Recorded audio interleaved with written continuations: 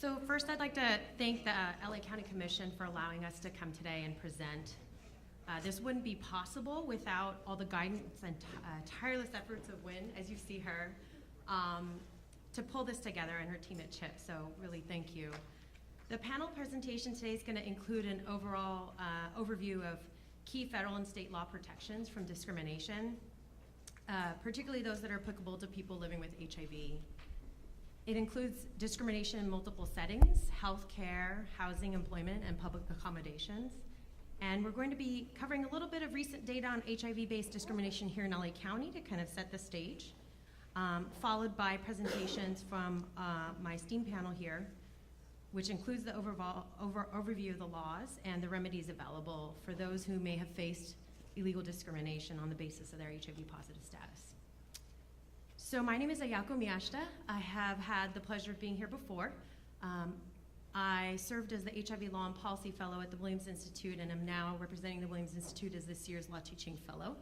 Today I'm wearing my hat, however, as the director of the LA HIV Law and Policy Project, which is now based out of the Clinical and Experiential Department at UCLA School of Law. For the past year, I've directed the work of this Legal Services Collaborative, serving Angelinos living with HIV who may be experiencing an unmet legal need. We have a core set of legal partners in this work, including the Williams Institute, the LA County Bar Association AIDS Legal Services Project, led by Lariana. I have to point her out because she's been a part of this community for 26 years doing this work. Intercity Law Center, who is funded by HIPAA. Public Counsel, our team there that helps a lot with our public benefits work, in taking a lot of our cases in the public benefits area, now in the traffic and citation area. Disability Rights Legal Center, who was the first organization to host the centralized intake for LAHLPP. Vetsetic Legal Services, serving the city of West Hollywood, the ACLU of Southern California, and Lambda Legal. We partner regularly with service providers. I see some of you here. APAIT, APLA Health, Being Alive, LA Family AIDS Network, which is now at UCLA Health, and Main Street Clinic, and the folks at Hubert Humphrey Comprehensive Medical Center. So I'd like to introduce our panel for today before we get started. From the United States Department of Health and Human Services, the Office for Civil Rights, representing the Pacific region, we're joined today by Michael Leos. Michael is the regional manager for the Pacific region. He's responsible for the overall investigation and resolution of all complaints and compliance reviews arising out of the Pacific region. The Pacific region includes those entities that are covered by those entities that receive health and human service funds, oversees HIPAA and Section 1557 covered entities that are located in the states of Alaska, Arizona, this is going to sound like a song, Alaska, Arizona, California, Hawaii, Idaho, Nevada, Oregon, Washington, and the U.S. Pacific Territories of American Samoa, Guam, and the Commonwealth of the Northern Mariana Islands. Mr. Leos is a graduate of the University of California, Berkeley, the University of Southern California Law School. Michael's admitted to the State Bar of California and also the United States Federal District Court Central District of California. We are also joined by Megan Yalorda, who is an equal opportunity specialist at the U.S. Department of Health and Human Services, Office for Civil Rights, also in the Pacific region. In 2005, Megan completed her Master's in Public Health and Global Health at Loma Linda University.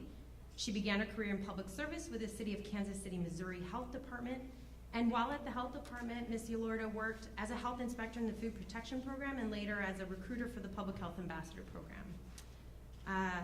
Ms. Yalorda joined OCR in 2009, focuses on civil rights and health information privacy cases. She received her bachelor's in dietetics from Oakwood University, again, her master's in public health from Loma Linda University, and her JD from the University of Missouri, Kansas City. Ms. Yalorda is a member of the Missouri Bar Association. We're also joined today by Angela O. and Paula Perlman of the California Department of Fair Employment and Housing. Angela O. is an attorney mediator at the department. Her work focuses on providing individuals with alternative dispute resolution processes that facilitates early resolution of charges of discrimination. Ms. O believes that her work as a trial lawyer, a community-based advocate for civil rights, and her experience with conflict resolution provide a strong foundation for her current work with the department and is an essential and complementary alternative to litigation. Paula Perlman is the Assistant Chief Counsel of the Department of Fair Employment and Housing. She works with a team of lawyers litigating high-impact cases on behalf of the state of California. In the areas of housing and employment, she's also the former executive director of the Disability Rights Legal Center, a cross-disability civil rights organization. For this panel today, we're going to present a little bit of data on HIV-based discrimination in LA County. Will be followed up by presentations by both teams here, which will cover law and remedies. We'll follow up with a Q&A and hopefully have an opportunity to hear from the commission and from the public. Any questions or any follow-ups at that time. So really quickly, so we can get on to our panel. In my work at the Williams Institute, we conducted a legal needs assessment of almost 400 people living with HIV here in LA County. That legal needs assessment was a way of determining what were the unmet legal needs that continue to impact and affect people living with HIV in our county. In that legal needs assessment, we asked questions about discrimination. We particularly asked questions about discrimination in the settings of healthcare, employment, and housing.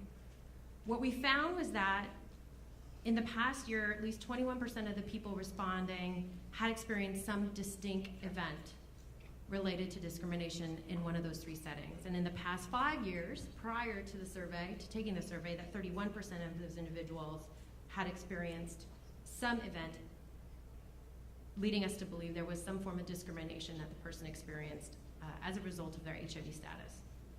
Now, the needs assessment is available online, so I won't go into it too deeply, but I will say that the responses were different, particularly among specific subgroups, including transgender women in the context of healthcare, perhaps not surprising, and results for gay and bi-identified men in the context of employment. So I really do urge you to go ahead and take a look at that needs assessment so you can get a feeling for what it is that we were able to find in a recent legal needs assessment. We also did a FOIA request, a Public Records Act request, from various state and federal agencies. That data has not yet been published, but I will tell you that, generally speaking, LA County has seen the bulk of the complaints, or the bulk of the complaints in California have come from LA County. At least here in the state of California, LA County continues to be an area that gives rise to a higher proportion of complaints than other parts of the state of California. We had a dental discrimination study that was done in 2007-2008 and a previous testing study that was done from 2003 to 2006. Some folks that have been on the commission were actually a part of this, including Drs. Unai and Tom Donahoe. And in that study, what we found was that while 5% of the dental providers surveyed had a blanket policy of refusing to treat people living with HIV, in fact, it was other providers as well in the healthcare sector that also had blanket policies denying services to people living with HIV. That included 26% of surveyed plastic surgeons, 46% of skilled nursing facilities, and 55% of the obstetricians that were surveyed. So while this data is not new, and in fact, we may want to consider looking at this again, I think that what this data does is gives rise to a push for further inquiry. As the director of LA HIV Law and Policy Project, LAHLPP, we've seen a rise in the number of folks calling us, claiming that they have experienced discrimination in multiple settings. So this is in large part why we wanted to bring the panel on today, to talk about this, to talk about the law, to talk about the remedies. And so I'd like to get started. Michael, Megan, thank you for traveling from San Francisco to join us today. I'd like for you to come up and share information with us about OCR.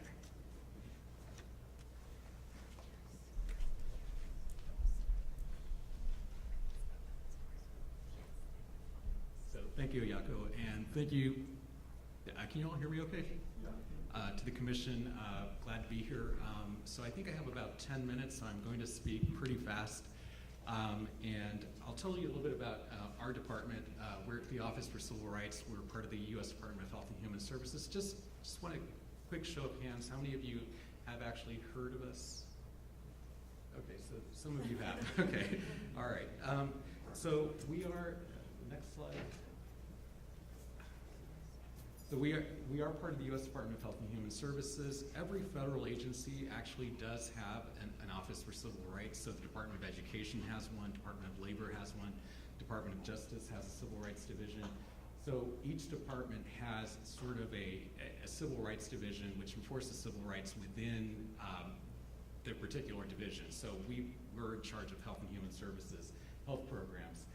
We enforce a number of civil rights laws as they relate to recipients of federal financial assistance. I'll talk about what that means, public entities.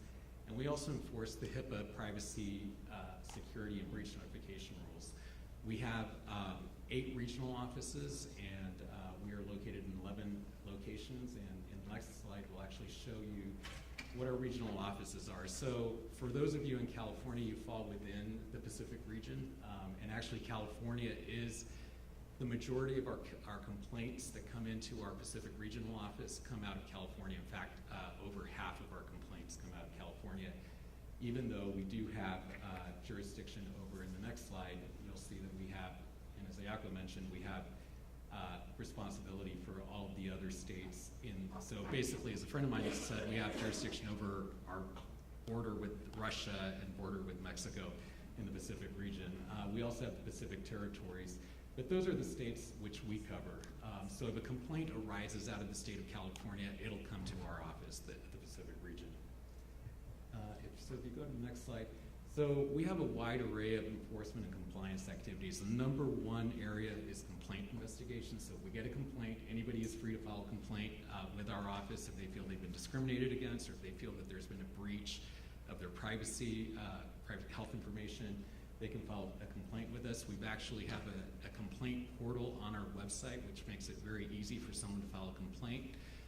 The other way we also get complaints, for those of you who are part of legal organizations or part of community-based organizations where you're seeing systemic issues, that's another area where we actually get a lot of complaints on behalf of people, particularly if they're limited English proficient, or if they're disability issues, or just systemic issues in HIV, for example. We will get complaints from organizations on behalf of a class of people, so we take those complaints as well. We also have the authority to open up a compliance review in the absence of a complaint. That could be based on, there could be media reports that there is discrimination taking place, so we might open a compliance review in that regard. Under our regulations, we are required to try to seek voluntary resolution of a complaint. But we do have formal enforcement capability as well, and we'll give a couple of examples during this presentation. In the HIPAA arena, we also conduct audits. So for those of you that are working with HIPAA privacy, for example, you are aware of our audit program. We actually started phase 2 of that. And of course, we also do outreach and public education, and we'll talk a little bit about our new law that we started to enforce. So if we go to the next slide. I think that I just covered this. So filing complaints, one key thing about filing complaints, one thing I just want to point out is that complaints should be filed within 180 days of when the complainant knew or should have known that the act or omission occurred. There is an ability to waive that for timeliness, but generally speaking, we'd like to have complaints filed within 180 days. So if we go to the next one,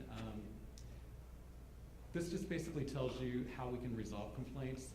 Voluntary resolution is the way that we try to, again, we are required by our regulations to try to resolve complaints through voluntary resolution. A lot of them are resolved informally, but again, as I said, we do have a lot of enforcement mechanisms available to us. So if we go to the next one. These are the major laws that we cover. Title VI of the Civil Rights Act of 1964. For disability purposes, Section 504 of the Rehabilitation Act of 1973 is a major law that we enforce, which prohibits discrimination on the basis of disability, which includes HIV/AIDS.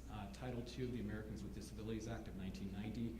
And then the other key one is Section 1557 of the Affordable Care Act. That's actually a relatively recent law regulation that we've started to enforce. and that prohibits discrimination on a wide array of bases, and I'll talk a little bit more about that because it does increase our enforcement responsibility, and it does cover more people. So if we go to the next slide, I'm going to run through these pretty real fast. Whenever we get a complaint, we have to establish jurisdiction to make sure that we actually do have authority over it. So one of the key components here is making sure that there is federal financial assistance. So if we go to the next slide. So in order for us to be able to cover a program, that program has to receive federal financial assistance for civil rights purposes. Under 1557, we actually have broader authority to reach covered entities.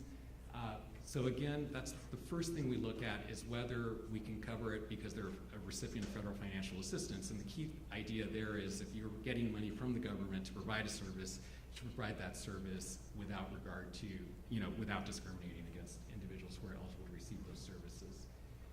So if we go to the next slide, federal financial assistance means assistance in the form of any grant, loan, or contract, and that's actually pretty expansive, actually. So we do cover a lot of different programs. And those are just some examples. So it does cover a lot of healthcare providers, hospitals. It includes even Head Start programs, TANF programs. So it's a wide array. We actually have a wide net that we can cover.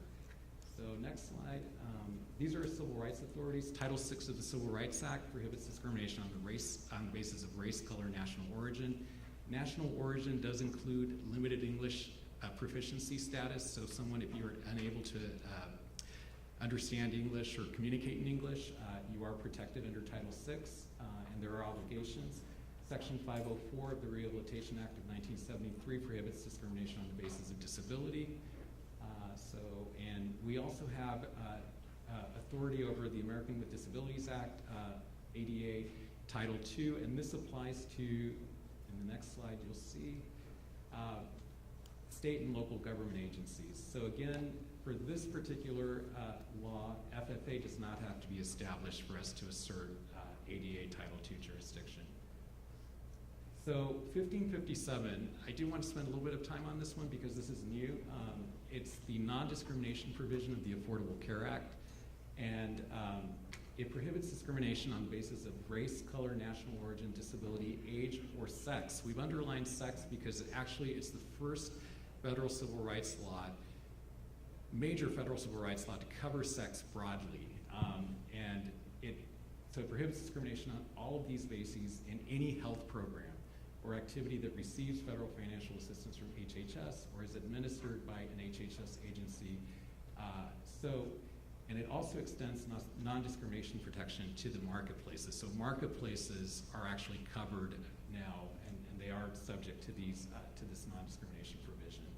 So if we go to the next slide, sex discrimination under Section 1557 includes discrimination on the basis of sex. So that means that a health insurer cannot charge more to a woman, for example, for health insurance as opposed to a man.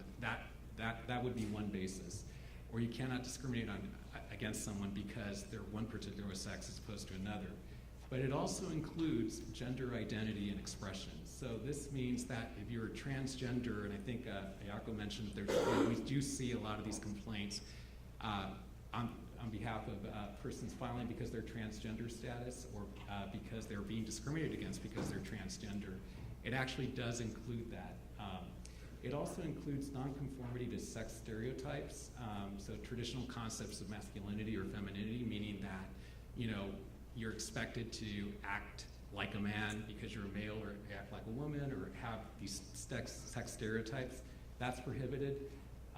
And we actually have already begun to receive a lot of these complaints in the area of sex discrimination, including gender identity. And we've started to investigate those. It's a relatively new area of the law. It's a new law for us. And again, if you do work with transgender individuals, I encourage you to look at our Section 1557 regulation. We do have a lot of information on our website about that. But again, you are free to file complaints on that basis because we're starting to look at those very closely. And there are a lot of novel issues that are coming up in that area. So again, that's our newest law that we actually enforce, 1557, and it does does expand and it does cover.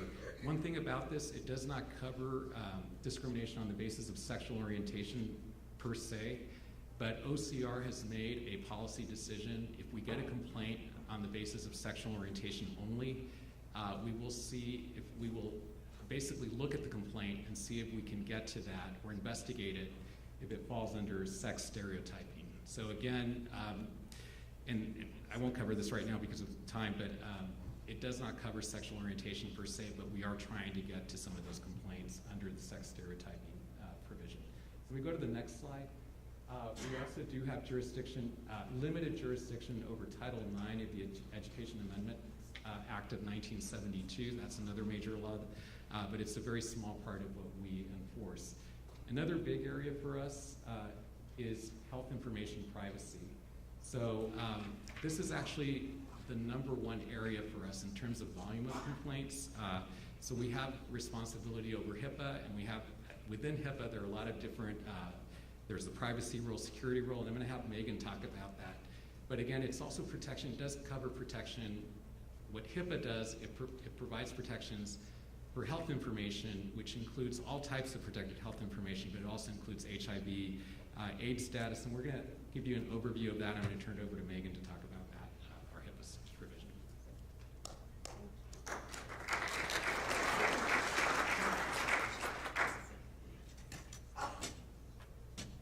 All right, thank you, Michael, and good morning.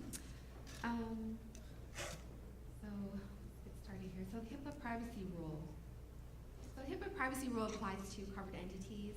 Covered entities are essentially healthcare providers who transmit health information electronically in connection with a transaction for which there is a HIPAA standard.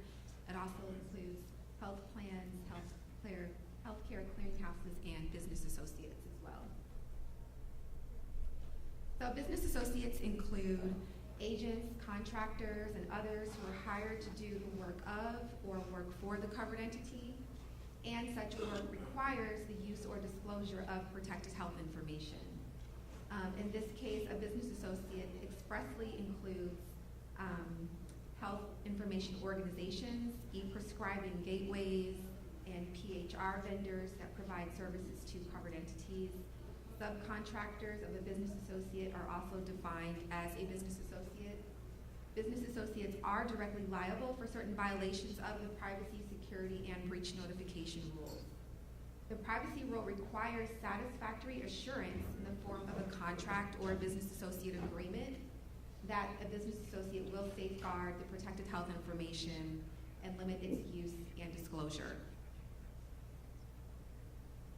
So what is covered? Well, protected health information is essentially individually identifiable health information that is transmitted or maintained in any form or medium that is held or transmitted by covered entities or their business associates. Health information does not include de-identified information that's de-identified per the safe harbor or expert method. It does not include employment records, and it does not include FERPA records, and FERPA is the Family Educational Rights and Privacy Act. So some of the key points on uses and disclosures.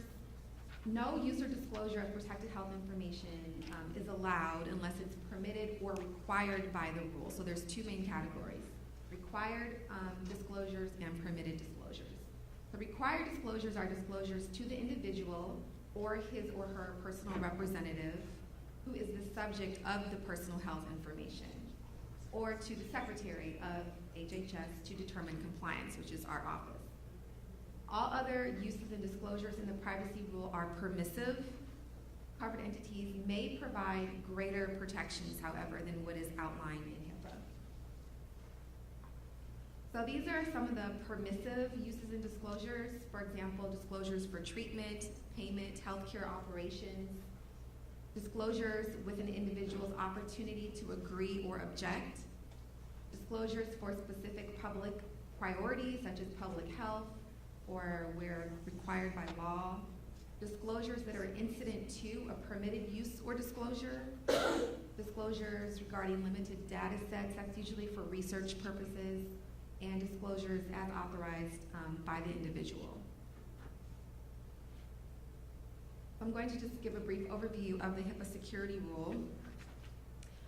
So the HIPAA security rule establishes the requirements that covered entities and business associates must meet. It includes the consideration for flexibility of approach. It defines the required standards and implementation specifications, both required and addressable. It also requires maintenance of security measures implemented to support the reasonable and appropriate protection of electronic protected health information. So this just gives a brief overview of HHS's approach to the HIPAA security rule.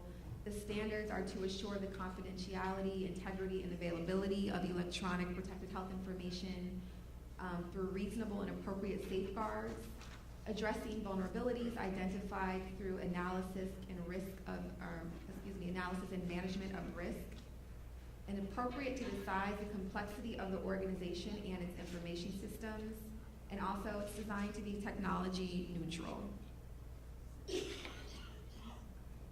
So what is covered?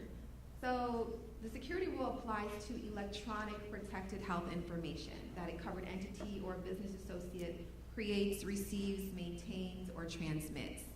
And I just want to point out the distinction between the privacy rule and the security rule. So the privacy rule applies to all forms of protected health information.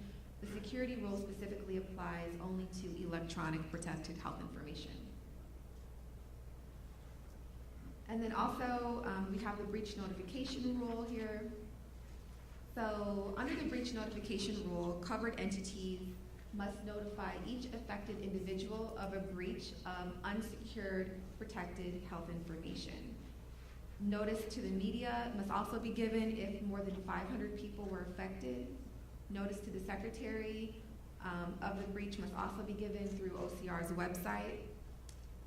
Notifications are to be provided without unreasonable delay, but no later than 60 days of discovery of the breach. Business associates also must notify covered entities of a breach and identify the individuals affected. An example of a breach of unsecured protected health information could be an employee had a laptop that was not encrypted and they left it in their car overnight. Someone broke into their car, stole the laptop, those sorts of things. So what is a breach? It's the acquisition, access, use, or disclosure of protected health information in a manner that is not permitted under the privacy rule, which compromises the security or privacy of the protected health information. So the presumption is that it is a breach unless a covered entity or business associate can demonstrate a low probability that the protected health information has been compromised based on at least the following factors, and that includes the nature and extent of the protected health information. Sometimes social security numbers are compromised, addresses, things like that. The person who used or received the protected health information, whether the protected health information was actually viewed or acquired, and the extent that the risk has been mitigated. And so now I just want to briefly touch on some HIV, civil rights, and HIPAA enforcement highlights. You know, the privacy rule does not make a distinction between protected health information that relates to specifically to HIV and other protected health information. It just covers all protected health information. That said, we do have a couple of cases that specifically involved HIV status. So this one in particular was the Massachusetts General Hospital, and we reached a settlement agreement with them in the amount of $1 million in an effort to settle potential violations of the HIPAA privacy rule.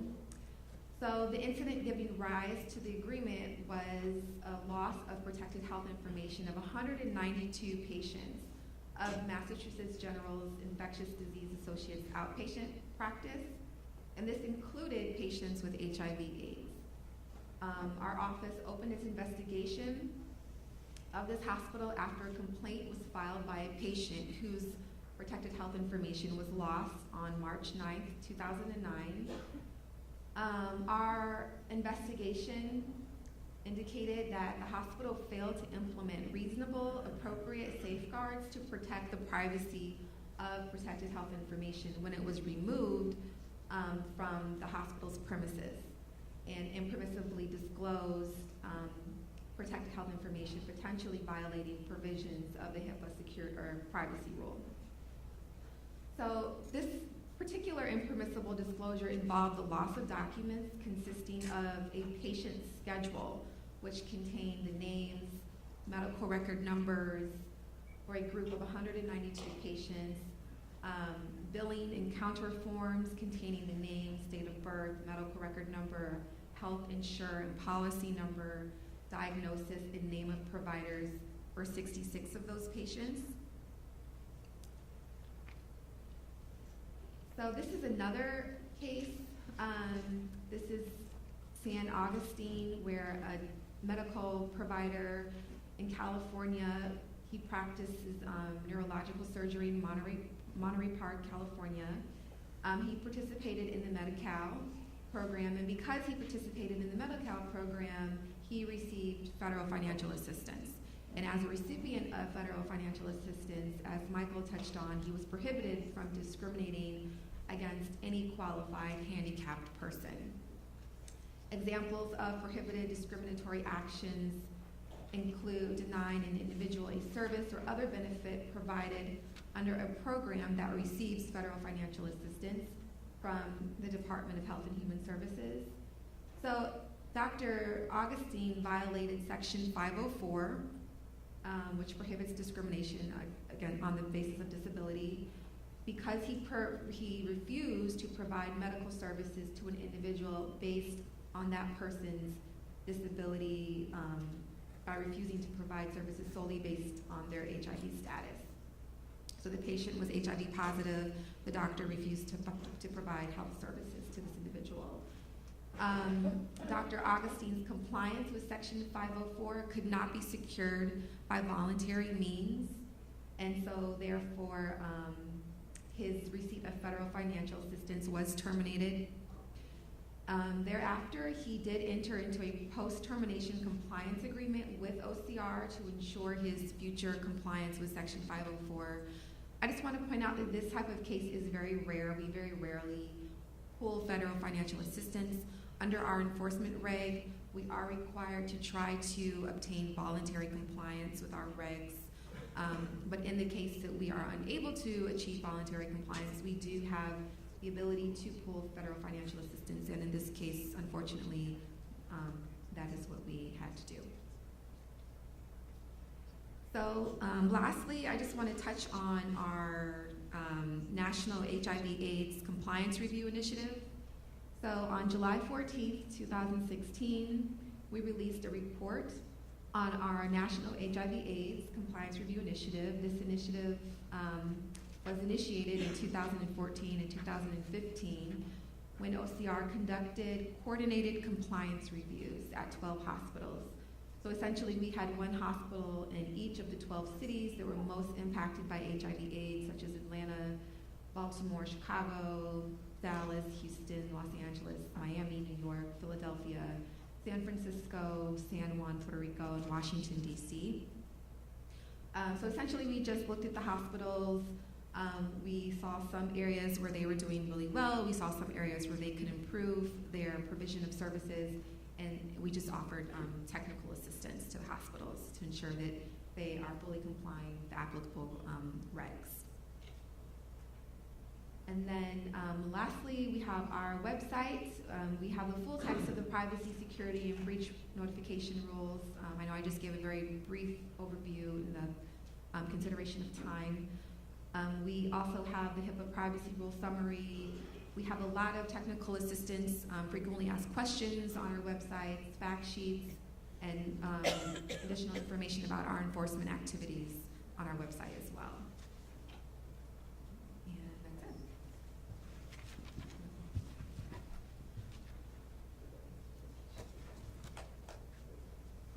Thank you, Michael, Megan. We also have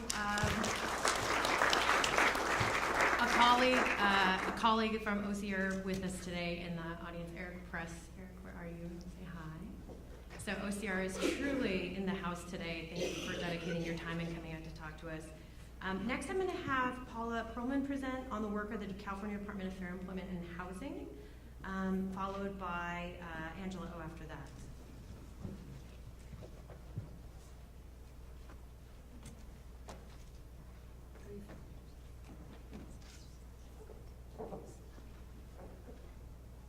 Good morning. So my slideshow is not in your materials. I apologize. I can email it to anybody. You can email me directly. All the DFEH addresses are first name dot last name at dfeh.ca.gov, and I'm paula.perlman at dfeh.ca.gov. So it's my pleasure to be here, especially when I was at the Disability Rights Legal Center.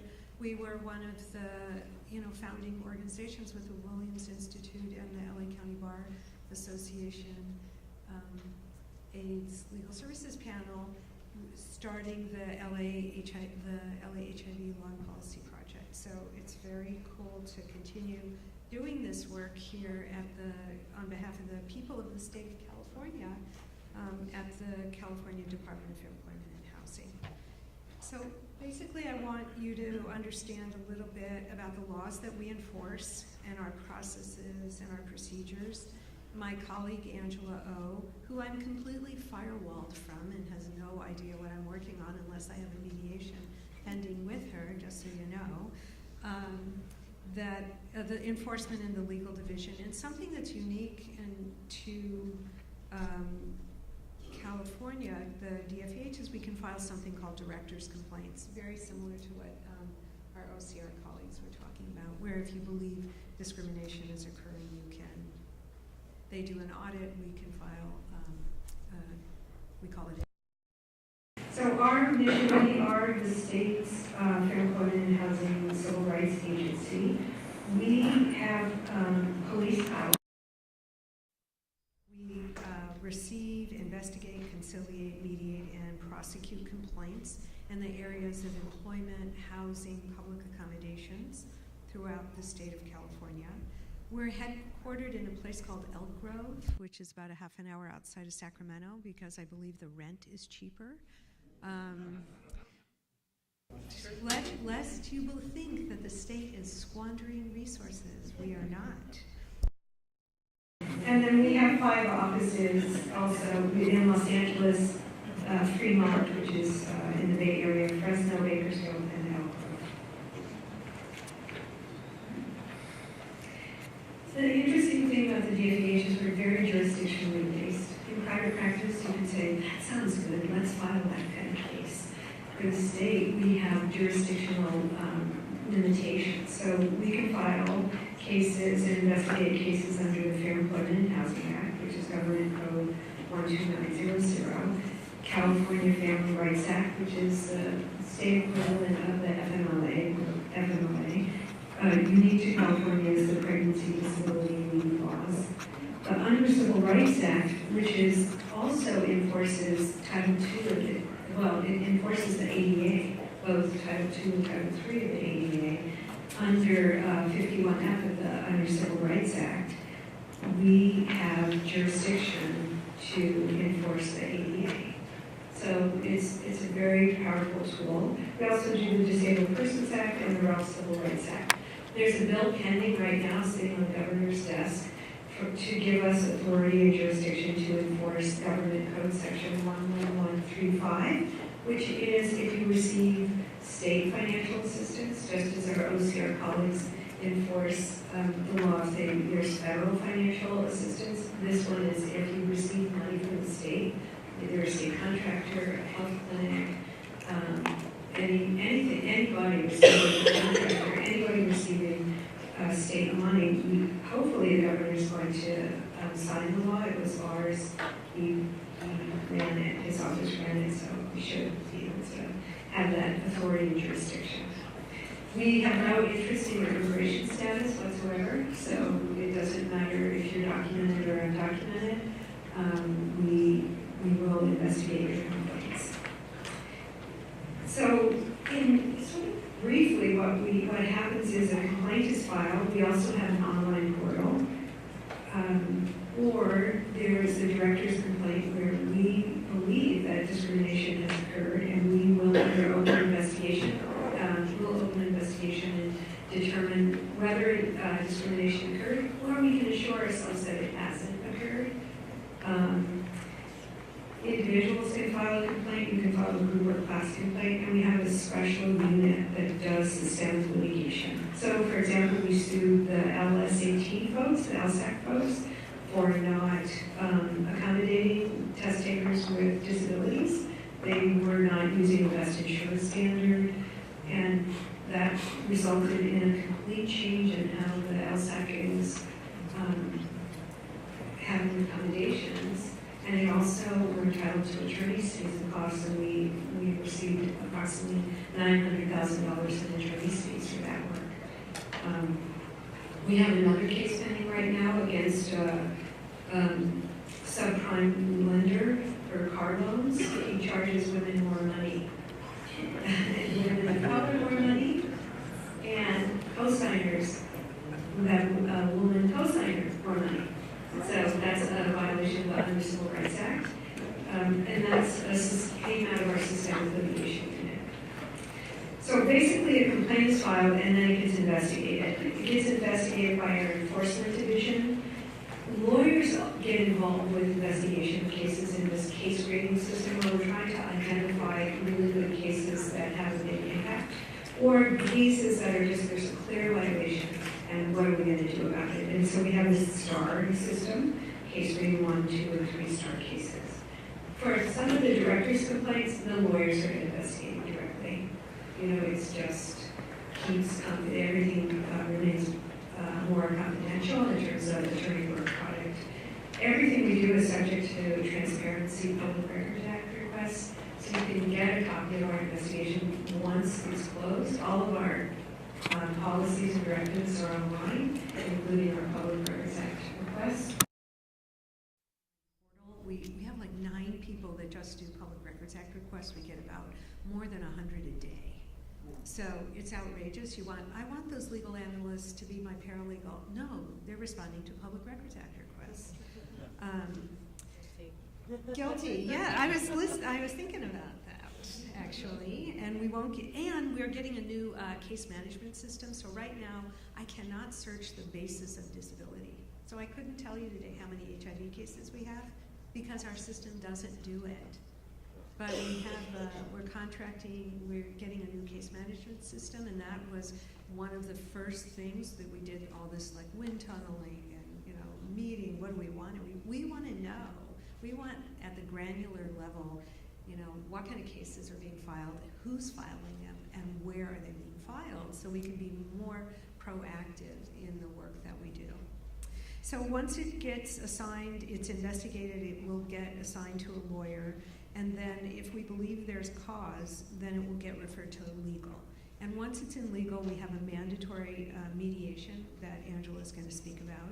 We also have some prosecutorial discretion. Sometimes we'll go to mediation, but we'll decide not to file a lawsuit.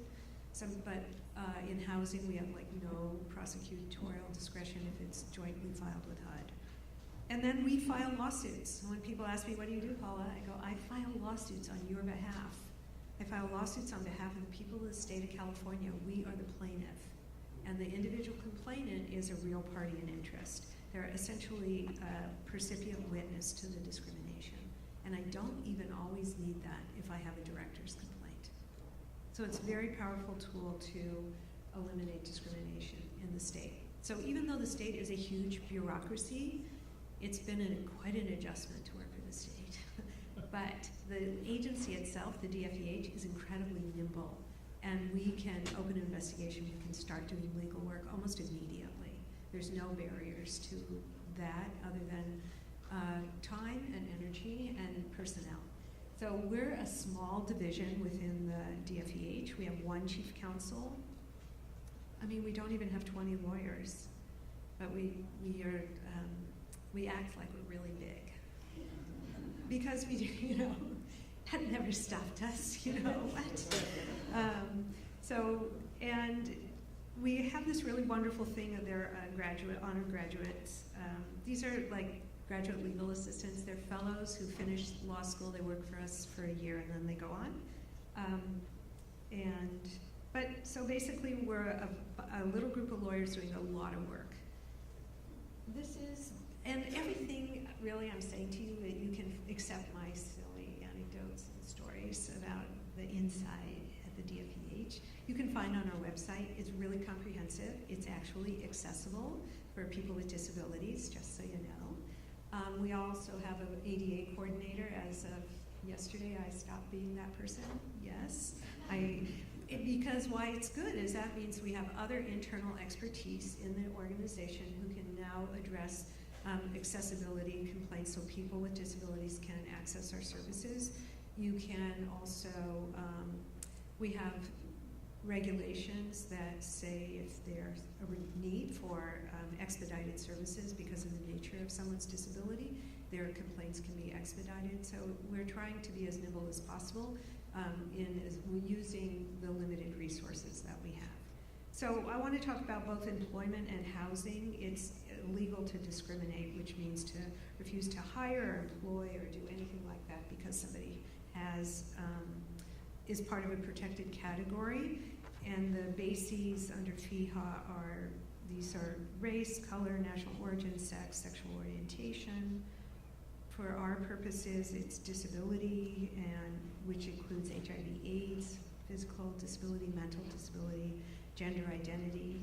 DFEH just issued a new guidance on rights of transgender persons. There's a really great little graphic that came out the other day on this listserv, and it's a picture of a bathroom, and it's instead of male, female, it says, "Who cares?" Right? That was pretty cool. But we have more protected bases than Title VII. We have marital status, ancestry, military and veteran status. We have express protection for gender identity and gender expression, and we have new regulations that cover this. So most of our cases are disability, and after that it's retaliation, race and color, sex, and sex harassment. On our website, there's a new report. It's our 2015 annual report. It was issued June 2016. You can get all these statistics online, and you can get the last few years as well. This is sort of a very unreadable chart about here's the life of an employment complaint. But along the way, we're investigating, we're either finding cause and going forward, or we're not, and we give you a right to sue letter and we say good luck. And it's hard to say that. The lawyers are constantly going, how can I find cause? It's like, well, the law is limited. You know, every bad act is not discrimination, unfortunately, and we're limited with those requirements, and so that's just, that's what it is. I feel like my timekeeper's happening.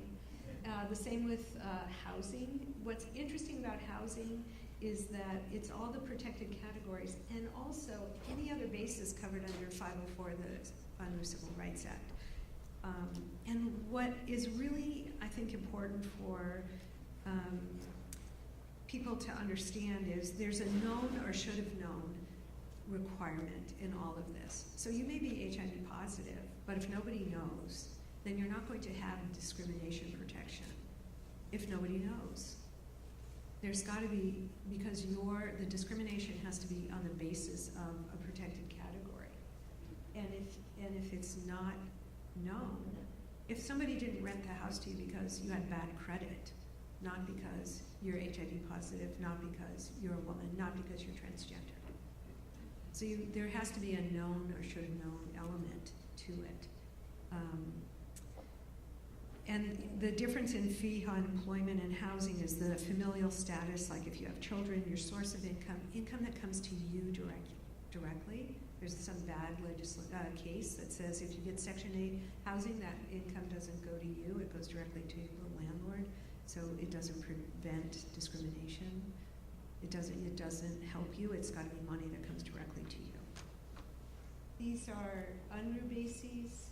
This is all on the website. What's interesting is immigration status, primary language, citizenship, sexual orientation. All of these, the ones at the bottom are new.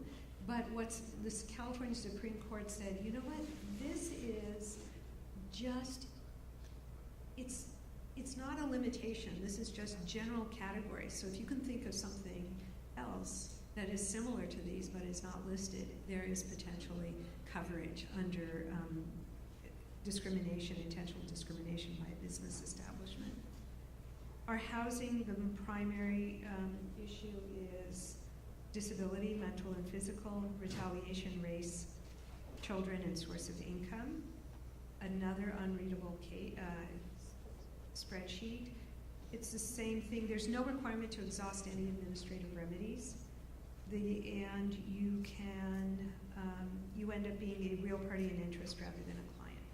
In LA County, this is among the highest number of complaints filed. It's employment, 6,100. Housing is 3,375.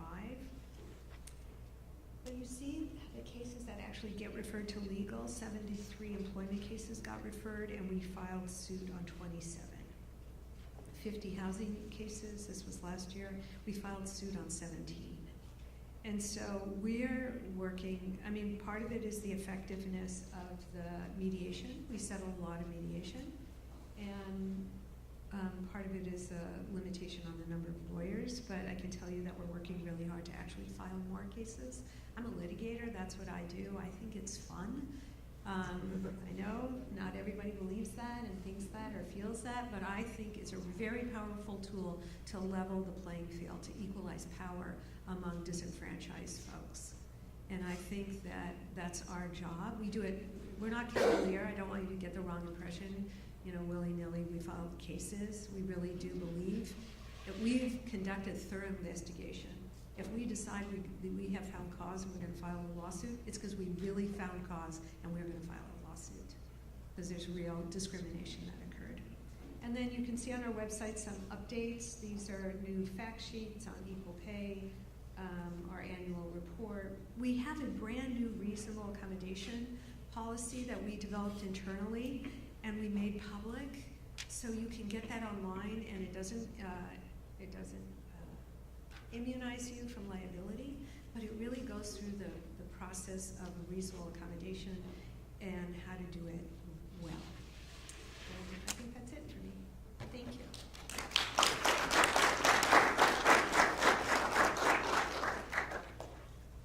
So we have limited amount of time, which is why you see me sitting antsy in my seat going, come on, come on. Thank you, Paula. That's great presentation. So next I'm going to have Angela come up. You know, I want to say that I really appreciate you coming today, Angela. I want to make a special note here because we find that a lot of our callers really don't have the energy to sustain litigation, to be part of active litigation for a long period of time, in part because of personal capacity issues and financial issues and otherwise. So I'm really excited that you'll be talking to us today about alternative dispute resolution at DFEH. Good morning, and I'm not going to be offended if you stand up and stretch. You've been sitting for an hour and a half, I think, or an hour. You can sit, stand, but just don't start talking. Let's see, where's that little clicker? So I'm a member of a division that's newly created when the law changed, and it was, the old way was, you know, the investigators actually did a lot of what we call conciliation. What has happened since the law changed in 2013, allowing the agency to file suit directly in court, both state and federal, they created this new division called the Dispute Resolution Division. So conflicts come up in these ways, you know, in the workplace. You all know what kinds of things can happen. These and many other things depends on personalities. In the housing arena, same thing, except it's more intense. I mean, the work that this agency does goes to the core of one's existence. It's the way you shelter yourself and your family, and it's what sustains you so you can be a responsible adult in society. Those two things get cut off, or one of them get cut off, and of course the consequences can be devastating. Conflict, in my opinion, and I've been through conflict on a lot of levels, individual, community, societal, international. I've looked at it closely, I've worked in it deeply. So it's not always bad, right? So, you know, When we talk about trying to resolve potential legal disputes, this is not a situation where one party's going to dominate in the mediation space.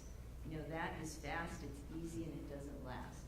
It's also not a compromise situation, which is very unsatisfying and doesn't tend to last very long. You can actually approach this sort of process, mediation, with a mindset of integration. So what that does is it invites creativity. Why do I love this as opposed to doing trial and litigation? Because it's not confined by rules of evidence and rules of civil procedure, things that you cannot consider because of, you know, time. You can't reach back to when you had an event occur 10 years ago, even though it was a very significant event and could be a trigger and could have all kinds of impact for today. The rules of evidence wouldn't permit it. Mediation is wide open. It also invites you to do something that we don't get to do very much in modern society, because we've gotten so used to being in positions of having convenience dominate, we get lazy, right? And then everything becomes a win or lose proposition. It invites you to not think solely as being a, quote, winner, the sole winner. So mediation, this is where a person like myself assists the parties to define what are the issues of mutual concern and develop some options. It's private, it's voluntary. Arbitration is different. It's another form of ADR, alternative dispute resolution, but it designates a person who's going to make the decision. It's private, it's voluntary, often it's costly. We're creating right now in the legal system a situation where you've got a private justice system going on where people pay for their cases to be resolved, and the person who is sitting there in the role of the arbitrator makes a lot of money and I think has an internal conflict because the longer it takes, the more money they make. And some of them make upwards of $1,400 a day, okay? Litigation, it's a dispute resolution process on the other extreme, and it's public, it's involuntary, it also is very resource intensive and energy intensive. So here's what goes on at our dispute resolution division. It's a free, confidential service. When I do it privately, it's $450 an hour. That was 7 years ago. When I do it for the DFEH, it's free.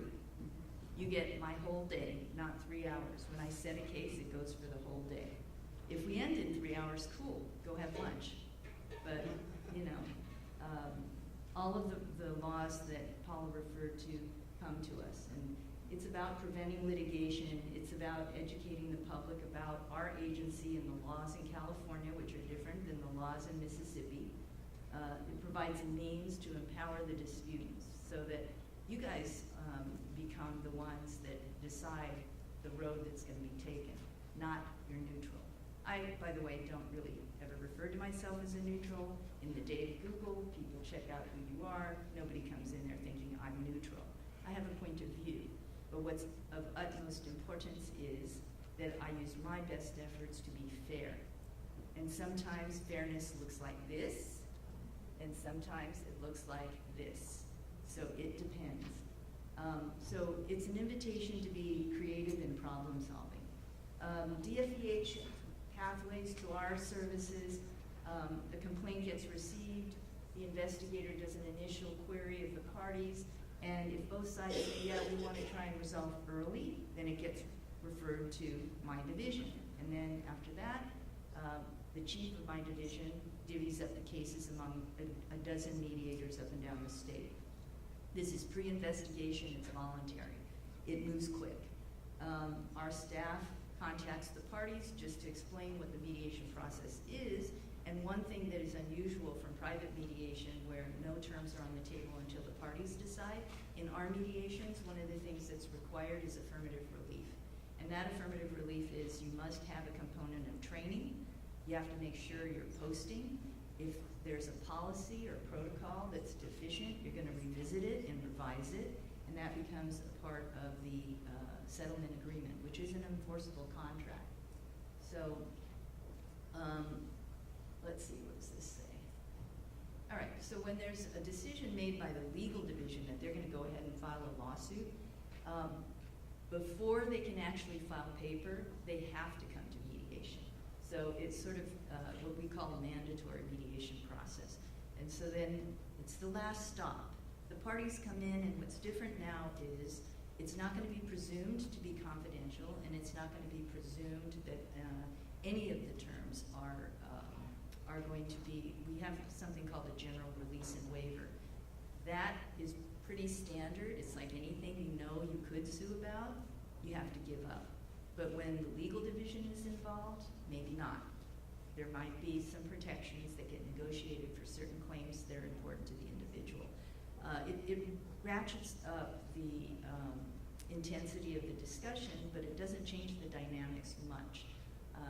People still want to, at this process, resolve the dispute, so we usually get there, has been my experience. There's a firewall between legal and the dispute resolution division, so truly what Paula said earlier, I have no idea what's going on over there. I sat here and listened and learned a couple things this morning, but we are not allowed to have any contact with investigators or legal team. In fact, I often caution the parties, if we don't succeed here in this conversation, you do not answer the question of an investigator what happened in mediation. The answer is, I'm not supposed to talk about it. There is a code section in the evidence code that says all communications that are directed at dispute resolution are confidential. There are some lawyers out there in my lawyer community that want to undo some of that. They want to find an exception to that. So far, we've succeeded as the mediation community to say, no, there are going to be no exceptions, because people disclose all kinds of things in mediation, and it is private. We promise them confidentiality, even as between the divisions within this agency. So I already told you about the voluntary mediation. What happens is when they come into voluntary mediation, everything is suspended. So the clock stops in terms of time, the statute of limitations, all of that comes to a stop while you're pending with us. If mediation doesn't work, then the case file gets sent back to the investigators. We call them enforcement division, and then the clock starts back up again. They send a letter out, and usually the responding party, the potential defendant, is told you got 21 days from the date of this letter to submit your responses to these questions. If it's a mandatory dispute resolution process, then the lawyers come in from DFEH. They're a part of the conversation.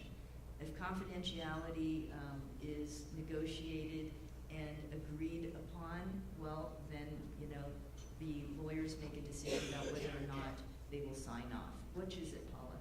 Do you sign off or not sign off if confidentiality is part of it? Or do you care? It's case by case. Case by case, okay. And the other thing is that here, if a settlement isn't reached, what is a foregone conclusion is you will be receiving a complaint and you'll be filing an answer shortly.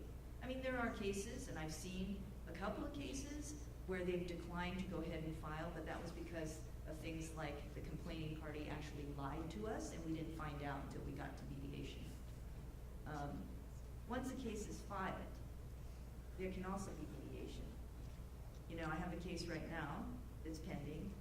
No, we're not going to respond. No, we're not going to participate. No, we did nothing wrong. Go ahead and file your lawsuit, thinking that a lawsuit wasn't going to be filed, and it got filed. Now I'm getting a phone call. I really would like to mediate this case, because any lawyer that you go to is going to ask for a $25,000 retainer at minimum to work against. So you might as well be talking to mediation.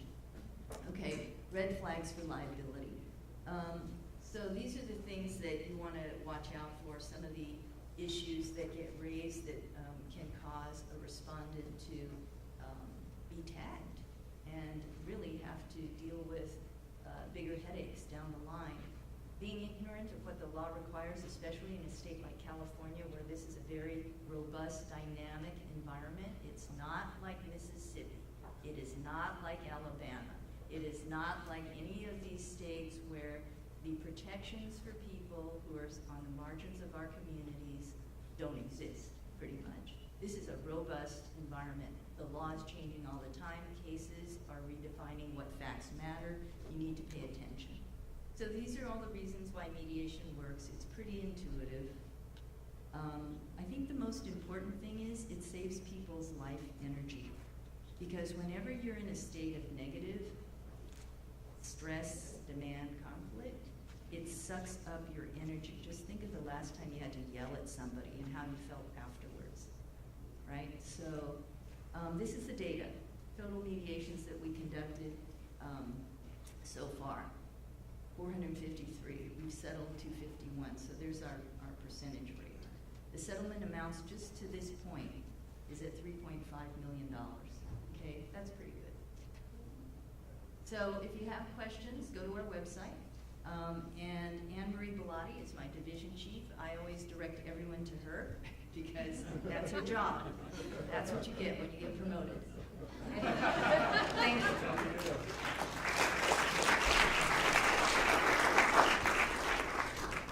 Thank you so much. There were so many things that were said today. I'm writing things down myself. I know sometimes the law seems like a big mystery, and you hear things and you think you understand things and you want to know more about things. And so I recommend folks that have questions to follow up with our panelists here, and also welcome you to contact us at LAHLPP. One of the things that was, I think, Paula, you said, was that not every bad act is illegal discrimination. And the key word there is illegal, right? So a lot of folks give us a call and believe that there's discrimination, and in fact feel that there's been discrimination. And so our role is to figure out, but is it illegal discrimination? And that's the key question. I have a couple of questions, but I know we're running out of time. Are there any questions from the commission? Hi, Jaco. Thank you so much for all your work. I'm a big fan of your work. This is a kind of long question, but I think it's very important to put in the right context. So we are living exciting times in the work on HIV and AIDS. Advances in science has confirmed the importance of antiretroviral treatment that brings sustainable viral suppression and the undeniable benefits for the individual and the community. A big challenge we are confronting is the large amount of individuals not receiving HIV care, thus not achieving viral suppression. A big factor in this issue is the exchange of medical information between agencies. At the same time that we are expanding opportunities for testing and learning HIV status, at the same time, we are confronting major challenges in regards to the exchange of medical information between agencies. When I refer about the exciting times, we're talking about getting to zero initiatives in regards to bringing down the number of new infections. But I have realized in the last 4 or 5 years working in the field, not only in terms of implementing routine HIV screening in primary care settings, but also in regards to linkage to care, retention in care, and engagement in care, is that a big factor is the legal concerns about that exchange of information between agencies. I understand that New York already did some changes at the statutory level to make sure that that exchange of information is within the requirements of HIPAA. Can you help us to see what we need to do in order to make easier and more comfortable the process of exchange of the information in HIV care setting? Please, Mike. Well, I would say that in California, there are a number of organizations that have been working at the forefront about information exchange, precisely because, for example, when we were transitioning to expanded Medi-Cal and the need to kind of make sure that people get enrolled from what were other programs into that expanded Medi-Cal was really, really important. There were statutory changes that were made to be able to do that in an easy manner. But privacy and confidentiality being paramount, there were always conversations as well about how to protect the privacy and confidentiality of individuals.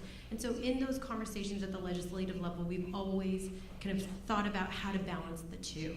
I have to say that I am impressed by advocacy organizations throughout the state that are working with state agencies, at least here in California, to make that happen. So, and from the federal standpoint, for HIPAA, under the privacy rule, we talk about what are permissive. There are only 2 required disclosures under HIPAA, but there are permitted disclosures. The main one of those, as Megan mentioned, was for treatment, payment, and healthcare operations. So I do understand the concern, but I think one of the issues for us is we sort of set a baseline, and states like California, for example, as Iago mentioned, can actually have greater protections. So I think that's one way to sort of allay that. The other thing that the federal government has done is, as Megan also mentioned during her presentation, was we joined initiatives that are part of Health and Human Services, trying to get people connected, linkage to care quicker. So that was one of the initiatives that we worked on. I mean, OCR is a small part of that, actually, but you know, the entire Department of Health and Human Services is aware of that. But I think, again, you know, from the federal standpoint, we sort of set a baseline, and the states, and we know that the state of California actually does have greater protections and greater sort of privacy protections in this regard. So. Okay, so we have time for only a few more questions, so I'm going to go to the audience. Please don't make Wen run in her heels. Come to her. Susan's helped me today. Okay, Susan, thank you. Thank you all for your presentation. A lot of really great information. I have been discriminated against in the workplace multiple times. I have been discriminated against as a renter, and you know, thank God we don't have to do that anymore.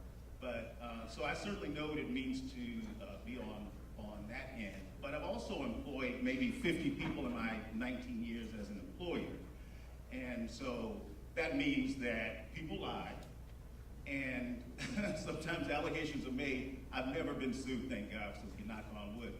So my question is really about the recourse once an individual files a complaint against an organization, which can be extremely disruptive and costly, and then you find out that it was a lie. So what is the recourse, or is that even considered? Because it tends to be more one-sided when someone makes an allegation.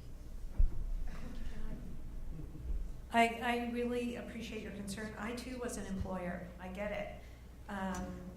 But we're objective fact finders. So I think the best thing that you can do as an employer is to provide as much information as you have available as soon as possible. So once a complaint is filed, you will get notice of it, and then you'll get a list of questions, both interrogatories that just, questions, answer these questions, and requests for documents, and cooperate. Because the more you can provide to us to show that no wrongdoing occurred, the faster we can close your case. Sometimes you can hire a private lawyer. It's to respond to an investigation request. Not everybody does. Usually it's somebody within the organization who's responding to those individual requests of discrimination. And what you want to do is make sure that the person who is the alleged wrongdoer is not doing the responding, because then it has this appearance of not neutral. The other thing is to do your own internal investigation. Something happened that brought a person to file a complaint, and it's such a cumbersome process for the DFEH. You file a pre-complaint inquiry online. You wait between 30 and 90 days before somebody interviews you.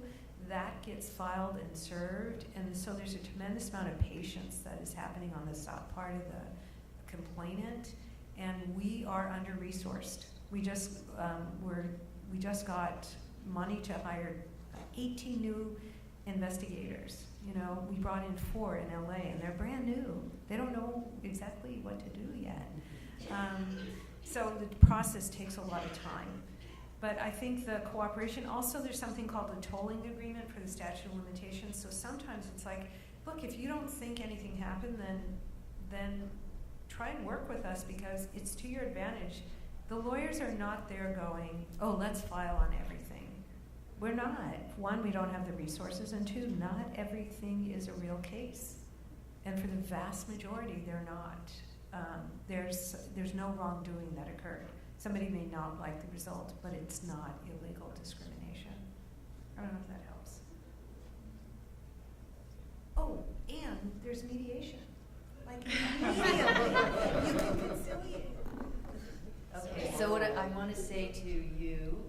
I've seen that situation many times, actually. And so, you know, if you have a skilled mediator, which I believe you do now, because most of our mediators are experienced litigation and trial counsel that have been brought on since this division was created. So we will be able to evaluate pretty quickly, I think, in the process as we debrief with each side. And then it's an education process. Sometimes you have somebody who has really suffered and doesn't have the evidence that will support that. And that's where the skill of the mediation person comes in. They have to be able to tell a person, you don't have anything here. And you're harming yourself, and you're harming people that shouldn't be in this process, accused of these kind. I view it like this: there are two injured parties when I get a mediation case. There's the person who's brought the claim, but nobody likes to be accused of racism, homophobia, sexism, you know, sexual harassment. I mean, especially if they don't believe it happened, or they, you know, have some information that suggests this person has another motivation for filing this kind of claim.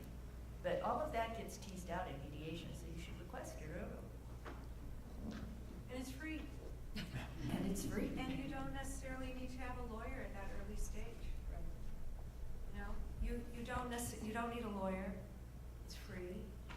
It will be offered to you immediately to conciliate before the investigation goes forward. And you have this opportunity to sit in a room and say, here's what I think happened. And you don't have to worry about the subtext of, is this person making more because they're just lengthening this conversation? Or is this person got some other motive? You're going to cut a deal if we get to X point, which all of those dynamics play in this process as well, the mediation process. So we're actually at time. We have one more person on our list, and then I'm going to ask everyone to wait till the break and ask your questions to Ben.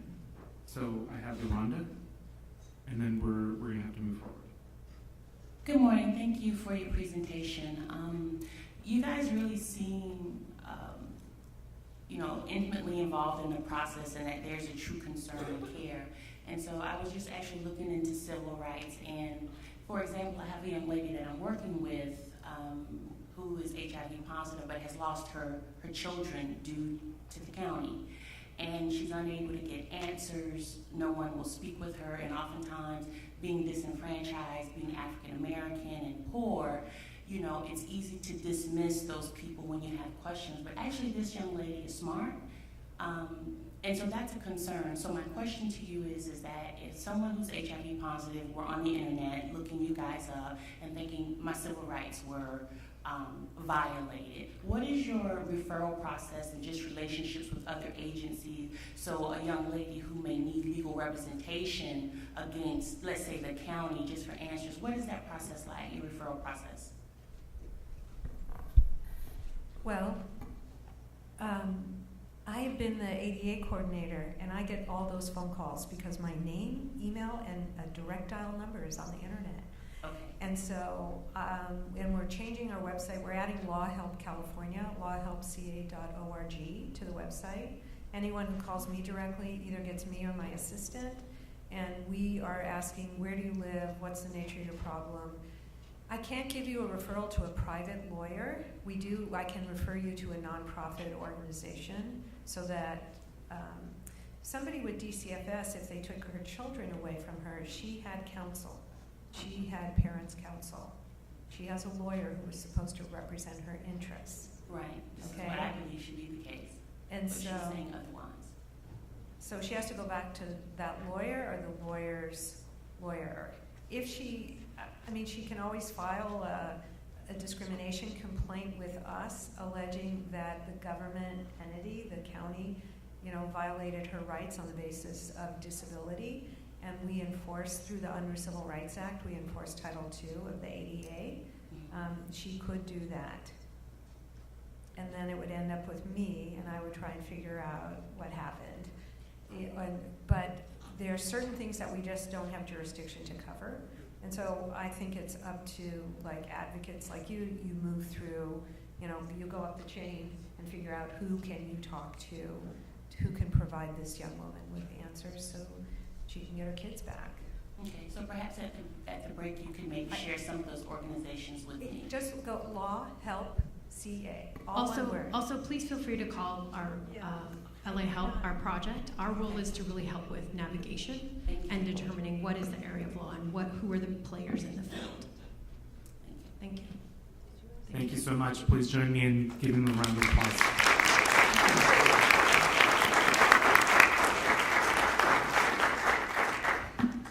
If you have any questions, please feel free to walk up to them and ask them questions during the break.